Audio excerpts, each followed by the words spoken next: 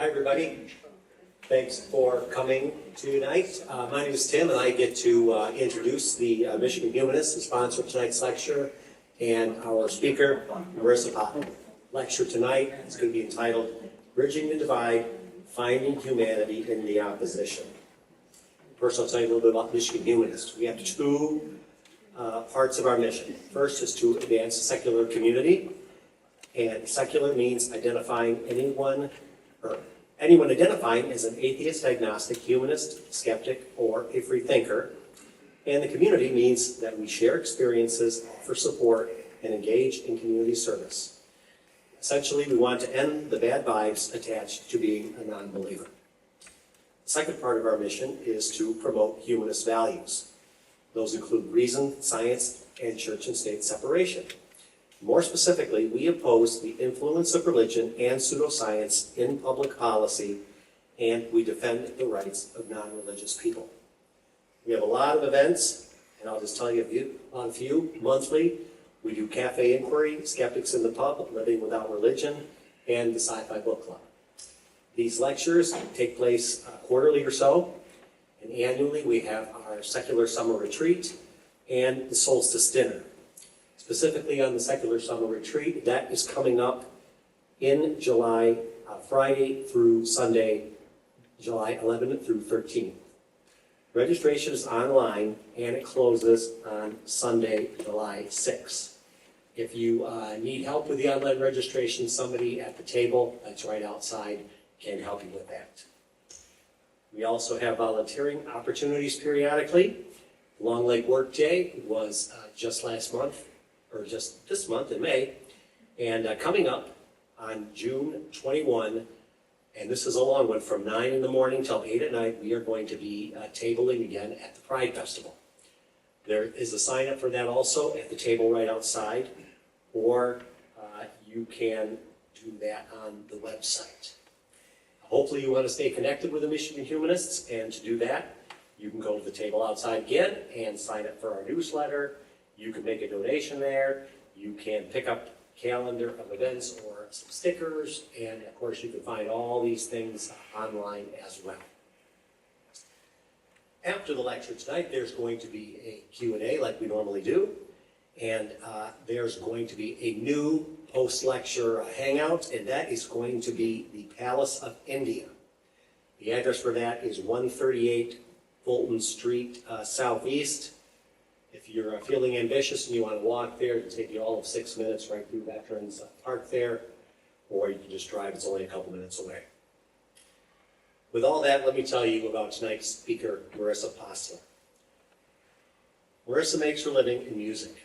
She performs primarily her own material as a solo artist named Mar in Color. She will be performing next at the Freedom Fest on Saturday, June 28th at Rosa Parks Circle. The event goes from 12 p.m. to 6 p.m.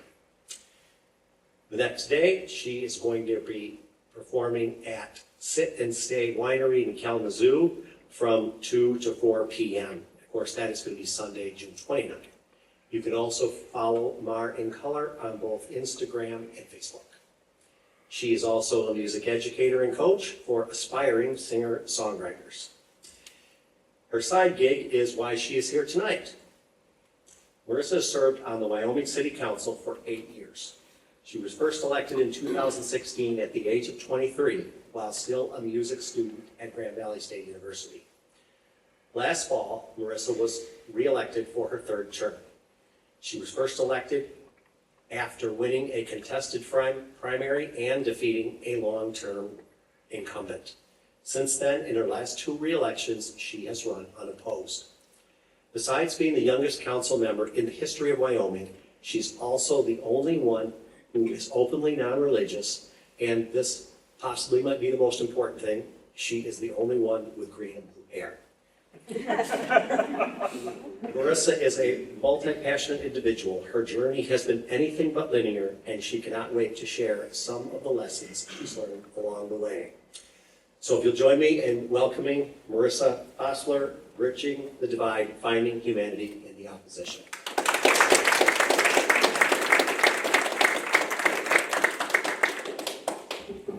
Good evening.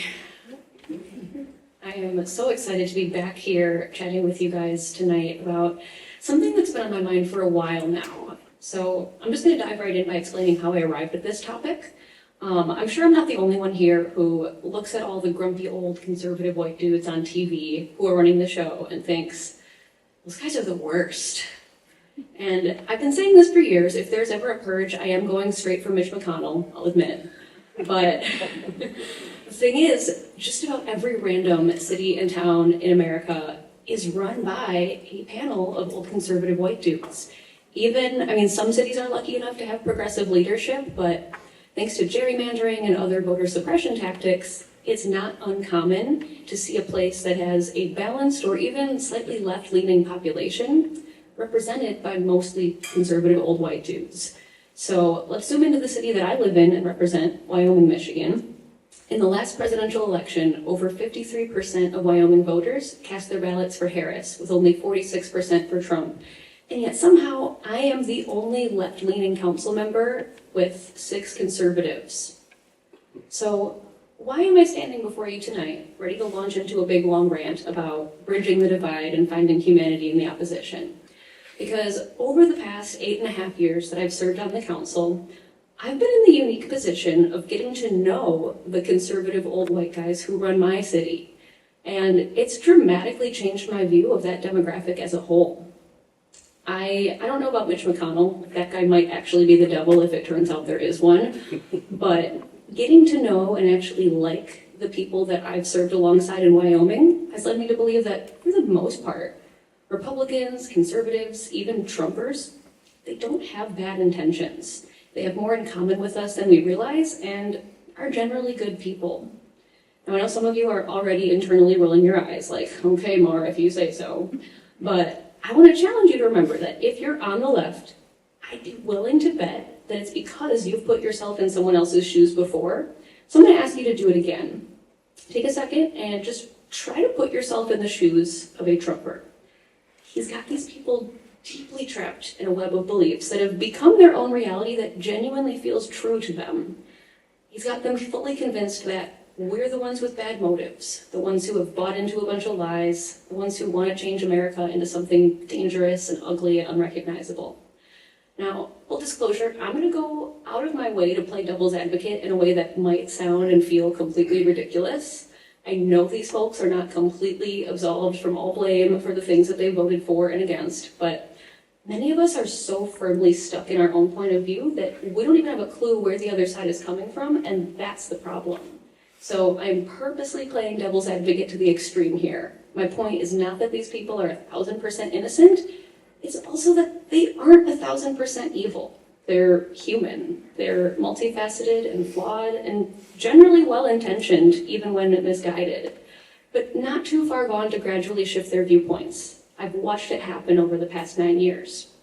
So right now, I want to encourage you to really try to imagine for a second that you are part of this deeply entrenched group of people and that their belief system is the truth, because to them, it is. In their mind, they are surrounded by dangerous criminals and terrorists, and the government is cracking down on things in order to save our country and take it back for good Americans like them. After all, they haven't done anything wrong. They were born here, went to school, went to work, got married, had kids, did everything they were supposed to do, and they're still not rich. What the hell, right? Who could possibly be to blame for that? Not themselves. They did everything they were supposed to. But those other people who aren't from here, they didn't. They tried to take a shortcut and just waltz in here and take all the opportunities that were supposed to be for those of us who have been following the path and all the rules and simply waiting for success to trickle down to us like we were taught that it would. We ate our 12 servings of bread like the food pyramid told us to, low-fat margarine out of a plastic tub instead of butter, diet soda instead of the real stuff. We went to church, paid our taxes, taught our kids to do the same. A lot of us have many of these things in common, but I'll circle back to that. All right, have you immersed yourself in this person's world for a second? Hopefully. Okay, let's go even deeper. So now I want you to imagine you've been watching the news and reading articles, and everything you see reinforces that you're on the right path. You're doing the right thing, supporting the people who are fighting for America, making it safe and prosperous for good people like you. You might have a crazy brainwashed cousin at Thanksgiving who tries to tell you that you're stupid for voting for that guy, but he's the one who was stupid enough to get brainwashed at college, right? I mean, does he even watch the news? How does he not see that all these people being scooped up by ICE are actually terrorists and gang members with criminal records? Why would anybody want that on our streets? Anyone trying to stop a good guy from getting rid of bad guys must be a bad guy. Now, at this point, you might be getting angry, like, that's not true. How come most people don't care about facts? Why don't they question anything? Haven't they learned about history in school?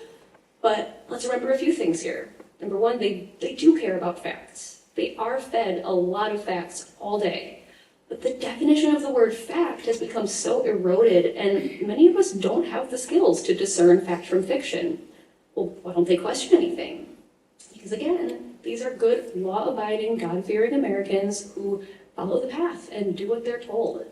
The God of the Bible that they were raised to fear was really big on obedience and fear-mongering and just ridiculous punishments for the smallest things, like turning a woman into a pillar of salt because she looked the wrong way, or commanding a man to murder his only beloved son just so he could stop at the last second and be like, oh, never mind, I just had to make sure that you were going to do whatever I tell you. Good job. Obedience is a really important quality of a good Christian American, and it was spanked into many of them by their God-fearing parents. But haven't they learned about history in schools? I don't know about you, but I can tell you a little bit about my own experience learning about history at a rich white suburban public high school in Wisconsin. This was a good school with lots of AP classes that pushes everyone to go to college. And the two history teachers I had in high school were both coaches first, teachers second. And one of them in particular really phoned it in. I'm talking like watching videos, taking multiple choice tests that were just photocopied straight out of the book. And the cherry on top was the final exam, where he would literally just take the first page from each unit test that we already took, staple them together, and say, here you go, kids, a few questions from each unit. So, needless to say, I retained absolutely nothing. And there was no deep discussion about what was going on in the minds of everyday people during these events or how they happened. It was just straight memorization of dates and names. So I had zero sense of a timeline, which meant zero sense of cause and effect. I really didn't learn anything about history at all until I got to college and became a music major, believe it or not. That was when I learned about how the church controlled music for centuries and how Russian composers had to hide during World War II. Things that, frankly, were really interesting, that I might have enjoyed high school history class if I got to learn about these things.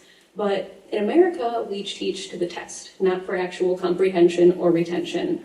So I can tell you that Wisconsin became a state in 1848, and Columbus had 3 boats called the Nina, the Pinta, and the Santa Maria. But I didn't know what a prick that guy was because textbooks aren't written to tell us the truth. They're written to tell us a story that paints white Americans in a flattering light. And all of these variables fit together perfectly. It's not a coincidence that we have millions of people who don't know how to distinguish fact from fiction. For one, we taught them actual fiction and said it was fact, both in terms of history books being written by the winner and in terms of God and Santa Claus watching you while you sleep, which also has the double whammy of reinforcing obedience.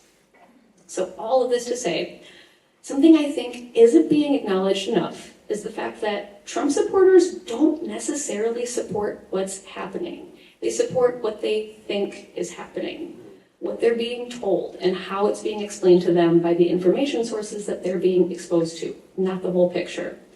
I've read some nasty Facebook comments, as I'm sure we all have, and they never say, good, I'm glad an innocent person was sent to a concentration camp. They always say, good, a terrorist was put in prison. They believe this is a good thing because based on what they've been told, it is. If you've been told over and over for years that there are dangerous criminals hopping the border in droves, engaging in violent crimes, disrupting our economy in ways that hurt the working and middle class, then mass deportations of violent criminals kind of sounds heroic. But Laura, what about Kilmar Garcia? That was proven by the Supreme Court to be a mistake. Yes, I know that, but do they know that? Did they hear that on Fox News? I'm gonna be honest, I don't watch Fox News, so it's possible that they did report on this, but if I had to guess, I would be shocked if they heard the full story with nothing but facts. And frankly, even if they did, it goes against their existing belief that he's a criminal or a terrorist or whatever they were told in the first place. So because of confirmation bias, they aren't going to process that information and introduce it into their brain's library of knowledge. It doesn't support the hypothesis they wish to continue believing, the one that allows them to support this regime and sleep at night. So it goes in one ear and out the other, written off as lies from the corrupt media on the left that just has it out for Trump and paints everything he does in a bad light, no matter what. So taking all of this into consideration, let's go back to role-playing as a conservative and just imagine that a seed of doubt somewhere, somehow, starts sprouting in your head. Let's say you mention it to your spouse, and they say, "Where'd you hear that from? Some liberal snowflake? Get real." Maybe you mention it to a friend in church, and they say, "Oh, you can't doubt God's plan. Good Christians always center God's plan and reject the devil." Now let's say you finally work up the courage to tell your seed of doubt, admit your seed of doubt to one of your liberal friends or relatives. And they say something like, "Well, you made this happen by voting for that orange moron. That was stupid. Why did you do that? Now you're figuring out that he's a wolf in sheep's clothing? What took you so long?" How do you think they're going to respond? One thing we need to be ready to do if we want to have any hope of moving forward is embracing those who choose to do the extremely difficult work of leaving the Trump cult with open arms. Not judging them for their former beliefs, not blaming or belittling them, just welcoming them with love and acceptance like the prodigal son. A while back, I saw a brilliant piece of parenting advice on TikTok, actually, that I believe applies much more broadly, and it's very simple. Don't punish people for doing what you want them to do. If your child is always hiding in their bedroom and they finally come out, don't dramatically be like, "Oh, how nice of you to finally join us." And when your coworker, who was once a loud Trump supporter, suddenly says, "Yeah, I don't know about this guy anymore," don't say it to them either.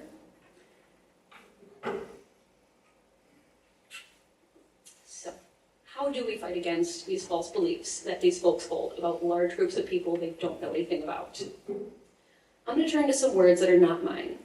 The following quotes come from Harvey Milk, who made history as one of the first openly gay elected officials in the country back in 1977 when he was elected to the San Francisco Board of Supervisors. He said, "How can people change their minds about us if they don't know who we are? If every gay person were to come out to only his or her own family, friends, neighbors, and fellow workers, within days the entire state would discover that we are not the stereotypes generally assumed." These quotes get at something I think is really important, which is the fact that all of the hatred that's been fed to the other side stems from fear of the unknown. If you live in a white picket fence neighborhood, and you go to church with all blonde-haired, blue-eyed, conservative, white Christian people, and that's all you ever see at the grocery store, how on earth would you know that not all brown people are dangerous gang members or terrorists? If you don't know a single person who is black or gay or Muslim or trans or whatever else they've convinced you to be afraid of, and the only data you have to go off of is what you've been given by Fox News and your Facebook feed. You look around at your neighborhood, it's safe and clean and nice. It's filled with nothing but good white Christians. There's no brown people, no pride flags, nothing that could tarnish the purity and safety of the neighborhood, or keep it that way, right? Who knows what would happen if we let others in who have different values and don't go to the same church or follow the same rules or traditions. Our neighborhood could look like those awful images on TV. I'll use myself as an example. I grew up very sheltered, very white, very Christian. I didn't have a black student in my class at Heritage Christian Elementary until the 3rd grade. My entire suburban public high school, which housed grades 7 through 12, had maybe 8 black students total. All I knew was what my dad had told me about the ghetto, which was this mysterious, faraway place that he drove me through one time as just like a little field trip. I remember boarded up windows and fear. And that was pretty much my entire experience with non-white people growing up. Now, I did move to a neighboring city with my mom after my parents' divorce when I was in middle school, called West Allis, but nicknamed Dirty Sallis. I heard all kinds of scary rumors about people doing drugs and having sex in the hallway at the local high schools, so boy was I relieved when my mom managed to keep me in my safe suburban white school through the school choice program. Not long after that, I got my first job at 14 at a skating rink within walking distance from our apartment. And once I turned 16, I upgraded to a job in the mall food court. And these jobs were really my first experiences with any kind of diversity at all. At both places, we served people and families of all races, but it wasn't immediately kumbaya. One of my bosses was a great example of the kind of person we're dealing with on a national scale. He was a wonderful guy in so many ways, super generous and caring, always making us food and bringing silly holiday traditions into the workplace like a pseudo-dad. And he was also very racist. He specifically only hired teenage white girls and told us this pretty openly. His logic was that you can get the cream of the crop before they go off to college, as opposed to hiring older adults who see minimum wage jobs as their ceiling for a reason. And at the time, I was like, oh, that makes sense. I am super smart and responsible. Thank you for noticing. This is my only job opportunity. But in hindsight, even with that logic, where do race and gender come into play? I can only assume that he was using his experience at the mall as his only exposure to non-white people. He grew up Mormon, and while he had shed religion, clearly he had not shed all of the values he was raised with. And I'll be honest, there was a considerable amount of riffraff at this mall. They ended up banning unaccompanied minors from the mall on Friday and Saturday nights, literally checking IDs at the door. So while I'm not at all endorsing his belief system, when I zoom out and try to understand how an otherwise good, normal, nice, caring person could arrive in such a contradicting belief system, it kind of makes sense. If all you knew was conservative white people growing up, and then your main introduction to diversity is seeing teenagers beat each other up in the mall food court, I can understand why one might not immediately jump into a new belief system that requires you to actively question the stereotypes you were raised with. For me, the first time I felt my belief system actually shift came shortly after I moved to Michigan. On my 19th birthday, which is exactly 13 years ago today, I managed to get a job as a leasing agent. I managed to get a job as a leasing agent for the apartment complex I had just moved into. I felt so cool having a desk and a business card and all that responsibility as a 19-year-old college dropout. And I learned a lot about Section 8 vouchers and MISHDA and all that stuff. But remember, I was still operating from the belief system I was raised in. So I made negative assumptions about the people utilizing those programs. And sometimes I had evidence to support those negative assumptions, which made it even harder to break free from them. But in the end, it was the children who started to change my mind. We had a family move in from Saginaw, a single mother and her 2 elementary-age boys. I remember how warm and friendly this woman was throughout the whole application process. But once they moved in, I didn't see or hear much of her anymore, even though I knew from the application process that she wasn't working, but I saw a lot of her kids. I answered countless complaint phone calls about those kids who were pretty much always playing outside unsupervised and sometimes getting into things they shouldn't have. So each time I got one of those calls, I would go talk to the boys. I'd be like, hey guys, I know you're just playing over here, but someone complained, so I'm gonna need you to go play somewhere else. And every single time, they were so polite and respectful and listened right away. I remember letting them sign out movies from our little collection without, even though they didn't have an adult present. I spent a significant amount of time with these boys, and even though it appeared to my young, judgmental self that they weren't really being parented, they truly were really good kids with good hearts and good intentions. So while I have no idea what was going on with their mom, and I never will, from that point forward, I knew that at their core, kids are kids. They come into this world with good hearts and good intentions, which means we all do. Eventually, in 2014, I made my way into Wyoming, a diverse city that oddly reminded me of West Allis, where I had previously been so afraid of going to school with the bad kids. I figured out pretty quickly as a new resident of the Grand Rapids area that Wyoming was looked down upon for some reason, but once I lived there, I found myself really liking it. It wasn't uppity, it just kind of felt normal. There were still lots of white people and lots of non-white people, and they all shopped at the same grocery store and lived on the same block, at least on the side of town where I lived. And I don't know, I can't explain it. Wyoming just felt homey in a way that no other place really had. Maybe in part because I was done living in a fake reality. I didn't drive across town to go to the uppity, nice grocery store anymore. I shopped in strip malls that looked kind of dingy, and it was okay. Then becoming a teacher and working at GRPS really sealed the deal. I was terrified to work there because I had heard that it was a hot mess, and it was. But once again, the children were what changed my mind about society. Now, the reason I chose to tell the story of my own deconditioning, even though it makes me look bad, is because I myself find it really easy to forget how not far from those conservative people I really am. I was raised by them and around them. I was them. It's so easy to wave our good person flags now and be like, racism, bad, homophobia, bad. But be honest with yourself. Did you come out of the womb feeling that way? I bet you also didn't come out of the womb feeling racist or homophobic, but I know I'm not the only person in this room who used to be on the other side. And it's not because we're bad people, it's because we didn't know anything else. My embarrassing stories actually do get worse, by the way. Fun fact, I wrote a paper in 8th grade arguing against gay marriage and using the Bible as my main reference. I can't make this stuff up, you guys. I thought it was a slam dunk, and I was so mad when I got a C on it. But I was just regurgitating what my mother and her church had taught me. And then the next year at my first job, I had gay coworkers, and I wanted to be their bestie in that super cringe white girl with token gay best friend sort of way. So already there was cognitive dissonance.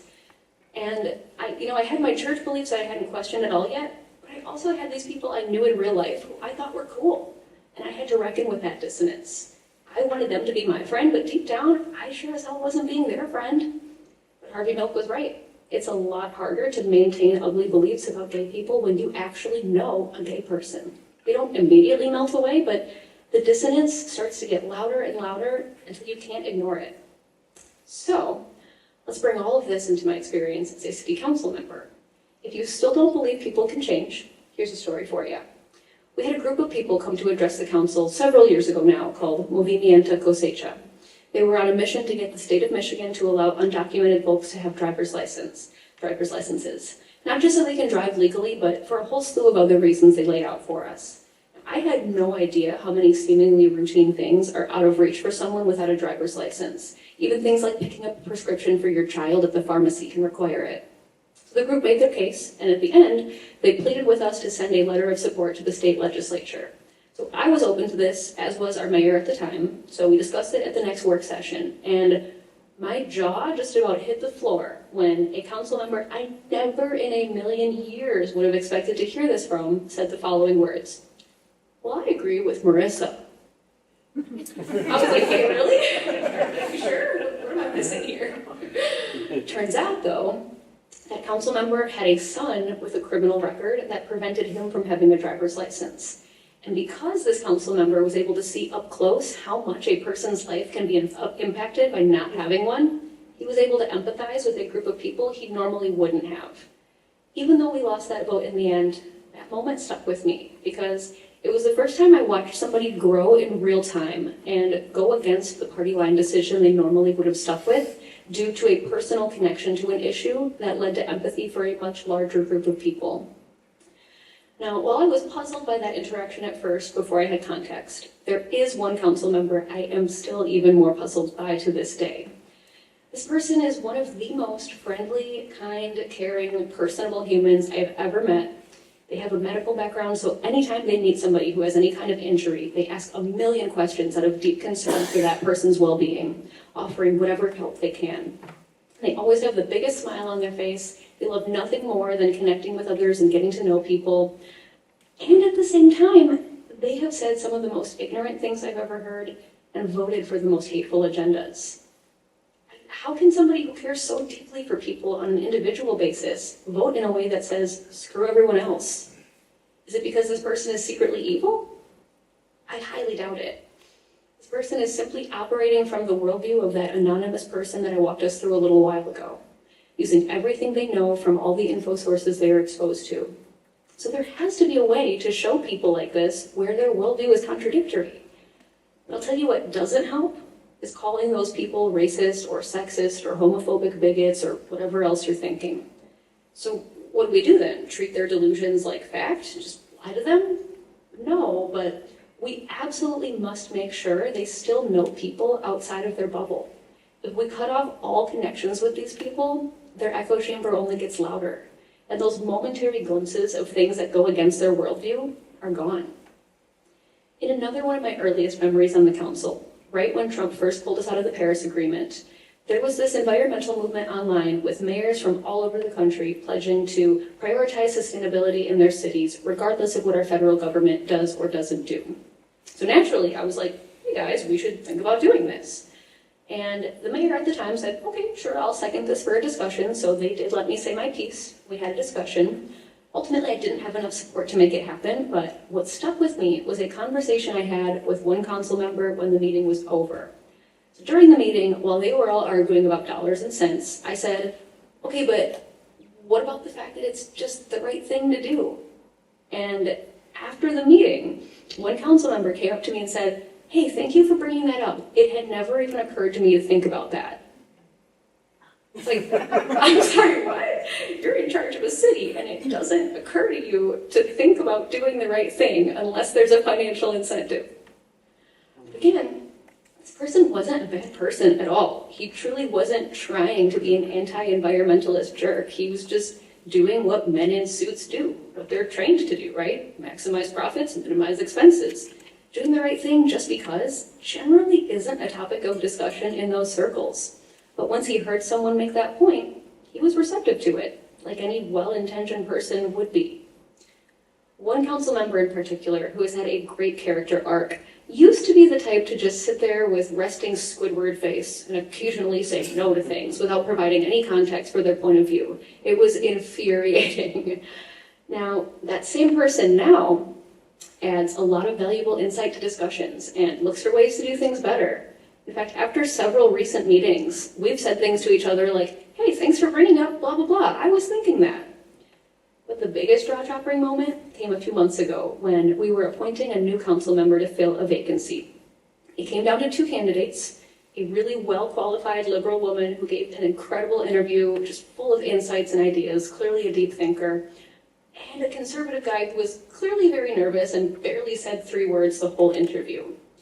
Now, it didn't surprise me when myself and one other council member voted for the female candidate, but there was a third person who voted for her too, the former grumpy naysayer. Now, I never in a million years would have expected that, and it really gave me hope, even though she ultimately lost because the conservative guy was somebody's bestie. Now, you bet I was seething when I got home that night, but mixed in with my rage was a seed of hope.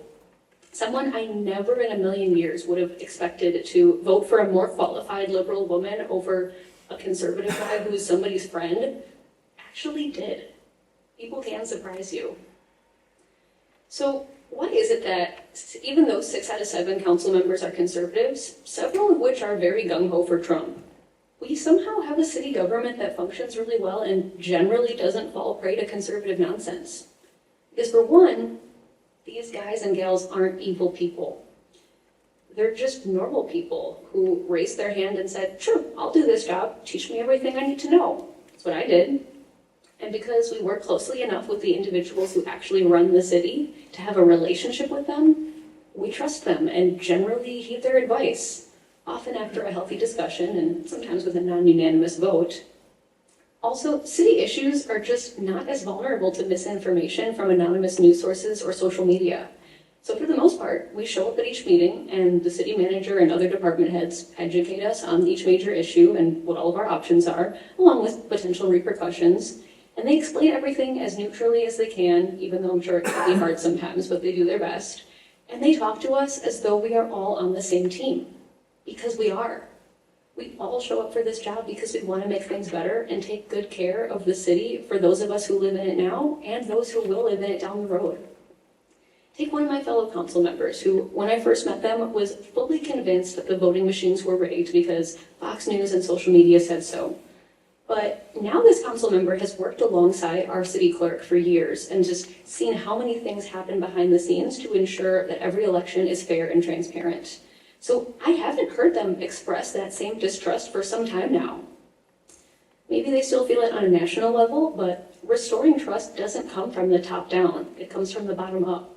Seeing and believing that your city government and the people running it can be trusted is an incredible first step.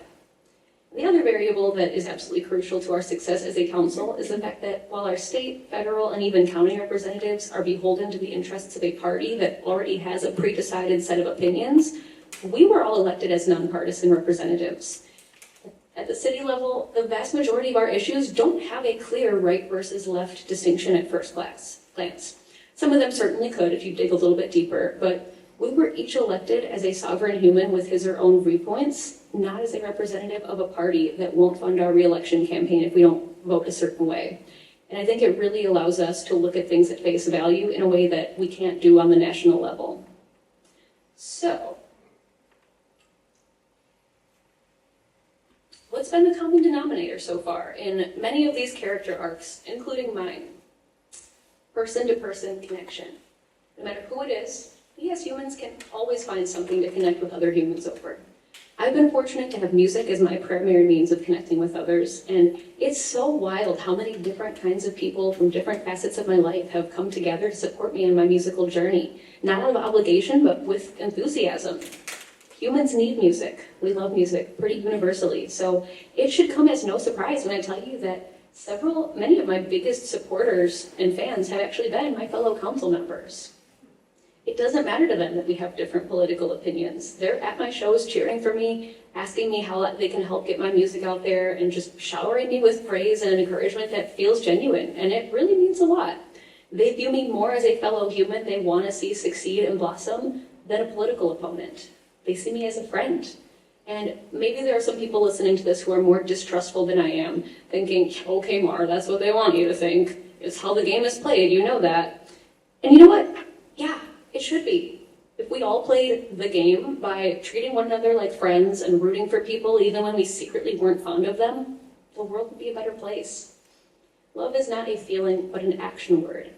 You can choose to love someone, choose to treat them with love, even if you don't feel warm and fuzzy about them. I won't lie and tell you that I've never come home from a council meeting furious and bewildered, wondering how the hell anyone could think or say or vote for whatever the case, and feeling frustrated with whoever did.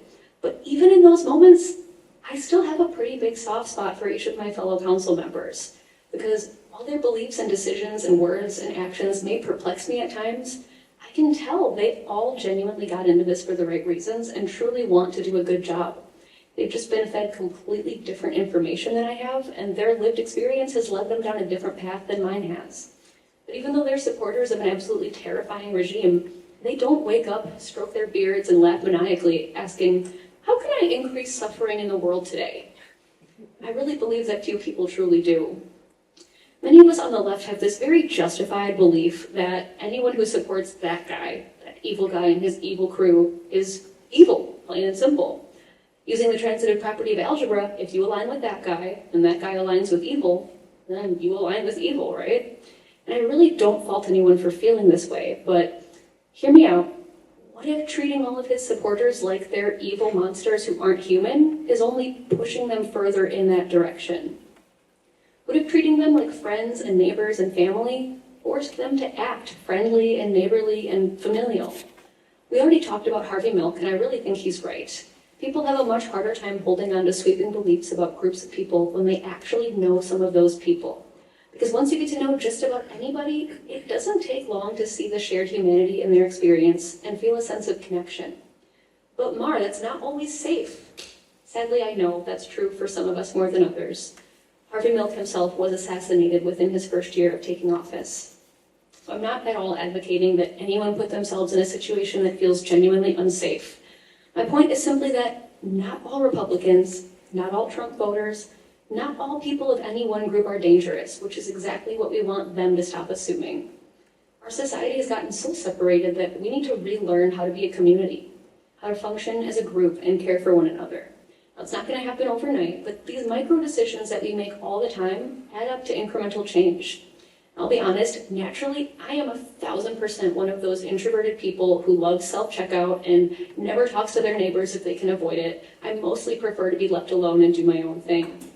But I'm realizing more and more how problematic it is if everyone acts that way. Suddenly, we're all on our own islands. Everyone has horrible anxiety and mental health struggles, not because they randomly have a disorder, but because they're having a totally normal reaction to all of this chaos paired with extreme isolation and segregation. Not just of race, but of belief systems, socioeconomic status, different life experiences, the kind of differences we need to connect with others over in order to prevent the reality that's unfolding before our eyes. Think about it. If our community is made solely of people who are like-minded and completely isolates everyone else, then what does that mean for their community? There's absolutely no one like us in their circle, which drives us further apart and isolates us more from one another. It's easy to hate or misunderstand a group of people if you don't have any counterexamples in your life. It's a lot harder when you do. But I truly believe we can almost always find common ground with other humans if we try. I'm proud to say that the one fundraiser I had for my campaign 9 years ago, which, by the way, was hosted by a Republican friend who never once asked me what my views were, just simply saw a young person who wanted to make a difference and said, sure, I'll help. At that event, I had both libertarians and socialists sitting at the same table, with all of them somehow in agreement that I would make a good council member. So it is possible to bring people of different ideologies together. Okay, so I shared a lot of my own dirty laundry tonight, and I shared a lot of embarrassing opinions and words and actions of my former self. And I hope it was clear to you all that there was a common thread responsible for pretty much all of my growth, as well as the growth of my fellow council members and several other characters. One-to-one connection with other humans. I want to circle back to Harvey Milk one last time, because he gave us the antidote decades ago. And I believe it still holds true. He said, I think what we actually need is a little more dirt on the seat of our pants as we sit on the front stoop and talk to our neighbors once again. Unless you have dialogue, unless you open the walls of dialogue, you can never reach to change people's opinion. So I'm going to leave you tonight with a call to action that might be a little bit uncomfortable or scary, but it is the only way we're ever going to be able to move forward, not just as a country, but as a community. So what if we all carefully chose just one friend from across the aisle and sent them a message that went something like this? Hey, so-and-so, I hope you're doing well. I have a crazy idea, and you were the first person I thought of. I'm really disheartened by how divided our country has become, and I want to do something to help bridge that divide. I know you and I are on opposite sides, and you're someone I care about and want to stay connected with, so I was wondering if you'd be willing to meet up for coffee sometime and just have an open, judgment-free discussion about some of the issues that matter most to each of us, and simply hear each other out. My goal is not for either of us to change our mind about anything, but just to try and understand where the other side is coming from so we can slowly chip away at the ugly division in our country. Is this something you'd be open to? Now, I know you're probably thinking of some people in your life you could not do this with and have it go well. Please choose your person wisely. But if you go into this with the mindset of listening and asking questions to try and understand where they're coming from, not to change their mind, I think you might be surprised how much common ground you can actually find. In his book, Super Communicators, Charles Duhigg references a real-world experiment where gun control advocates and gun rights supporters were brought together for structured in-person dialogues, not to argue or convince, but to listen and seek understanding. And the results showed that as long as this was done in person, not online, very different results online, it does work. Participants found common emotional ground and reduced animosity. They built empathy and connections, even across deep ideological divides. How? By sharing their experiences, asking each other open-ended questions, and summarizing what they heard to ensure understanding. Remember, no one is going to listen respectfully to us if we don't do the same for them. Hear them out, honor the parts of their concerns that actually are rooted in something valid, even if it got misguided along the way. Many of them are. You're concerned about the economy? Me too. You think eggs cost too much? I know, right? Why do you think this is happening? Can you tell me more about how you arrived at this opinion? What stories have you heard? Can I see them? Based on all that, I can understand why you might feel the way you do. As you can hopefully imagine, the stories that I'm seeing are very different. Can I show you the ones that I'm seeing that I base my viewpoint on? Remember, the goal here is not to be like, well, you're stupid or hateful or evil or wrong. The goal is to simply expose ourselves and each other to the narratives that we currently aren't seeing, so we can all gain a better understanding of how we got so far apart in the first place. No one is going to walk out of there a fundamentally changed person, at least not right away. But this is step one to getting back to a place where the right and the left can exist in the same dimension and have a conversation that's deeper than surface level without it escalating into an argument and hurling insults at one another. Remember, they aren't evil. They aren't necessarily stupid. Obviously, some people just aren't that smart, but they exist in all segments of the population, and they still deserve respect. The idea here is to provide a safe space to have nuanced discussions without judgment. You don't have to say exactly what the most extreme members of your party require you to say. You can say, honestly, I agree with you on XYZ. It's just ABC that I can't really get behind, and here's why. The most important part is that you walk away from the conversation with continued mutual kindness and respect. This isn't going to be easy, at least not for everyone. I would encourage you to choose your people with great care, because not all people are capable of having an even-tempered discussion and listening to opposing viewpoints. But if we assume that nobody is, then we're just stuck here in this divide and nothing gets any better. We can't save everyone, and we probably can't find common ground with everyone, not because there isn't common ground, but because it requires a willingness from both parties to listen to a viewpoint they currently think is ridiculous or evil or stupid or just wrong from a person they might also think those things about on some level. And that takes a certain amount of maturity, humility, flexibility that not everyone has, but some people will surprise you.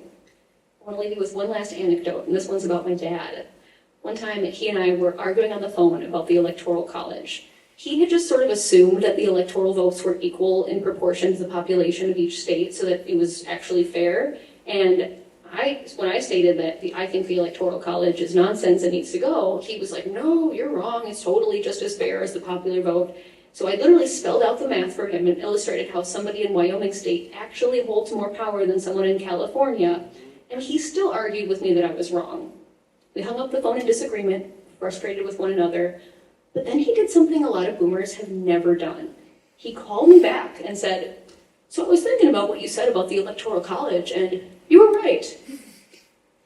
My jaw dropped. My mind was blown. It was awesome. Even the most seemingly inflexible, grumpy old person who thinks they're always right might surprise you now and again. But it'll never happen if you don't give them a chance. And who knows, they might show you something that you're actually wrong about. Will you be humble enough to admit it if it happens?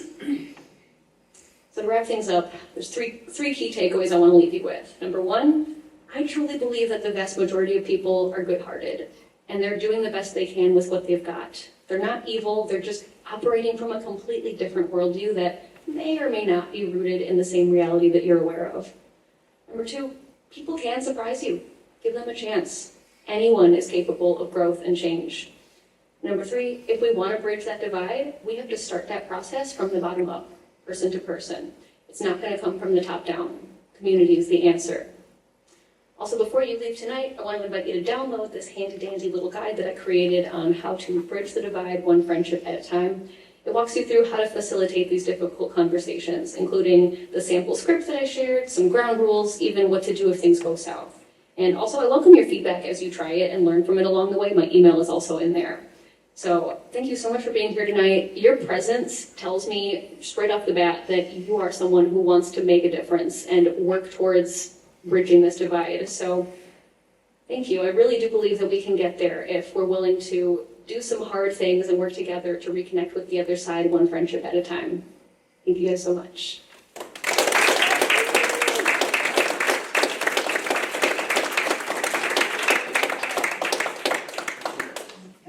Thank you very much, Marissa.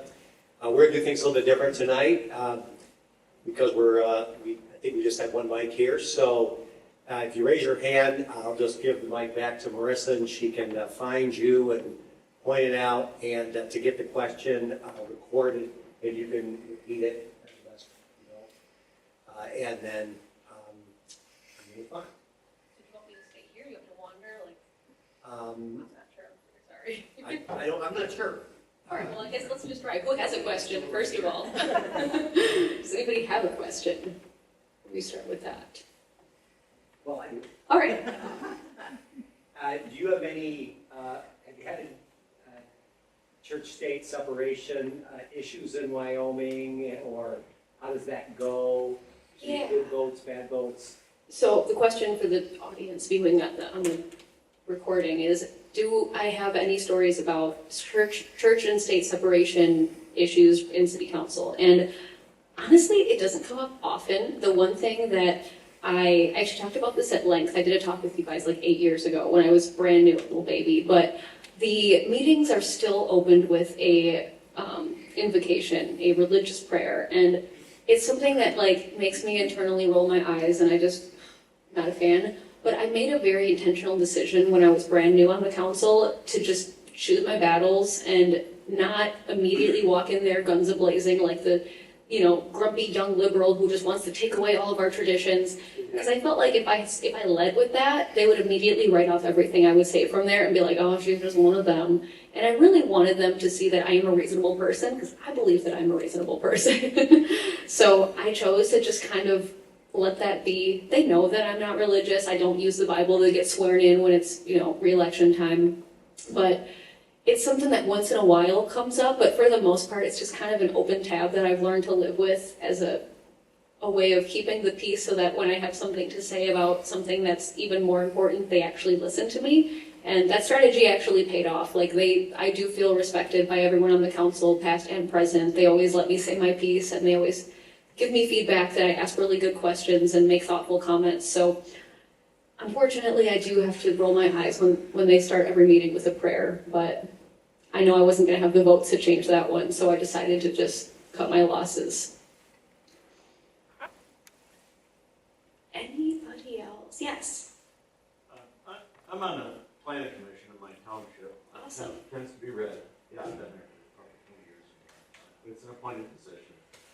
And I suspect sometimes that it's a fairly red, well, we're gerrymandered to be red. And the township board pretty much all runs as Republicans because it's the only way to get elected. But I think there's some blue sheep and red clothing, but it's a little. And I've been thinking that you mentioned that the Wyoming City Council is nonpartisan, and this is topical for me. I was actually thinking it would be better if many of the local governments were nonpartisan, because it's hard to even find anybody to even put their hand up and volunteer to do that. Are you aware of statutes or requirements or how to do that? Is it possible for townships and cities to change from partisan to nonpartisan voting? Any awareness of that? I don't know off the top of my head. I wasn't aware that some cities are, and for the camera, the question was about the person who asked the question serves on the planning commission in a city or township that has partisan council, and the question was, can a city or township change from partisan to nonpartisan in terms of how people are elected? That's something that I don't want to make up an answer, because all I know is the city of Wyoming is nonpartisan, which I'm so grateful for. It honestly blows my mind that even at the county level, things are partisan. And I have a lot of feelings about it. But if I had to guess, it might be something that's in the city charter, which if it is a whole big mess to change, because you'd have to actually rewrite the charter, which involves like getting a citizen committee together to do that. So it's kind of risky in and of itself, because who knows what other changes are going to be made. But I feel for you. That is really unfortunate that the city has a partisan setup like that. Yeah, well, and I haven't had a chance to look in statute yet. Michigan's, being able to read Michigan law and Michigan bills is actually quite easy. In looking at a number of different states, it's pretty easy to do research. Legislature.mi.gov, and you can search the existing statute, and you can search either keyword or by number for bills that have been introduced in the current legislative session. So I guess I have my work cut out for me. Time to take a look. Absolutely. Thank you for serving on the planning commission. I just stepped down from the chair position to the vice chair, so I'm going to go out to the guy in his 30s. Awesome. It's great that a guy in his 30s actually raised his hand. That's a whole other issue that I didn't have time to talk about this evening. Well, and he's an engineer. We have actually a couple of engineers on our planning commission, which is wonderful. That's their day job. The depth of knowledge and experience that they can bring to the decisions that we make, especially with commercial development, is wonderful. The decisions we make are going to last. They're far going to exceed my lifetime. Absolutely. And yeah. Have you ever thought? Here's a second question. Have you ever thought about reaching out to local high schools, government classes, and talking to them about your experience on the council? That's a great question. The question was, have I ever thought about reaching out to local high school government classes to talk about my experience on the council? And there was actually, I haven't gone out of my way to reach out to several, but there was actually one teacher that I was connected with who formerly served as a council person in Granville, actually, and he was a history teacher. And he invited me to his classroom several times, and it was awesome every single time. You know, sometimes you expect high school kids to just kind of sit there sleepily, like, oh, I'm in school. But no, these kids were giving me the tough questions. They were like, what do you think about immigration? What do you think about marijuana? I was like, okay, bring it on. So, I would, if anybody does have a connection to, a history class, because like I said, I taught music, so I'm not as much in that universe, but I'm very, very open to that. I would be happy to. Anybody else? Yes.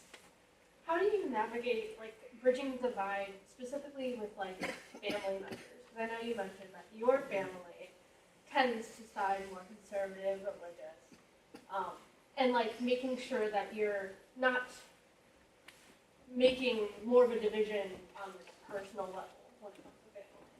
It's really tough. I can't. Oh, sorry. I must repeat the question for the volume of the camera. So the question is about specifically what about when it's your family? How do you navigate bridging the divide without accidentally making it worse? And honestly, I gotta say, it kind of depends on the individual people that are in your family. Because like I said, my dad he honestly in a lot of ways reminds me of Donald Trump, which is not great. But at the same time, my in-laws are here and they're laughing because they've met the guy. But it really does depend on the person, because while my dad is very bombastic and just absurd in so many ways, he also is somebody who believes that he is logical and smart, and therefore when I spelled out math for him, even though at first he was still arguing back with me, like, he respects math, which some people maybe don't even go that far, you know what I mean? So I hate to say it really depends on your family. I would like to think that if you approach it from the lens of, hey mom, hey dad, I love you and I want us to stay friends, like, because when you're an adult, that's really what it is. In order to stay related to your parents, you have to learn how to become friends. And some people are not really, like, that's what I'm looking for, compatible as friends with their parents. I'll be honest, I'm not naturally compatible with my parents as friends, so I'm not super tight with them. They live in Wisconsin and I'm here, of course, so that kind of says something. But I think that the most important thing, because your parents, they had kids because they wanted to love and stay connected to those kids, right? So if you talk to them, this might sound a little bit manipulative, but if you talk to them from the lens of like, hey mom, I love you, I know you love me, and I know that you want us to stay close. So for that reason, I was thinking that we could have some hard conversations through the lens of love. Like if you sort of feed to them how they should feel, and I say this as a former teacher, like calling parents, like, I know you send your kids to school because you want them to learn, right? So we're on the same team here, If you sort of approach things from that lens of remind them how they should feel, because sometimes we just forget. We get so caught up in arguing that, like, we forget that we are supposed to love each other as family, and hopefully we do, So yeah, best of luck. I hope that your parents are more reasonable than some people's. Unfortunately, not everyone's parents are salvageable in this way, but if it's coming from you and not from some random person, I'd like to think that they'd be a little bit more open because they want you in their life, hopefully. Anybody else? Choir in the distance. Silence. All right. All right, everybody. Let's thank Marissa one more time for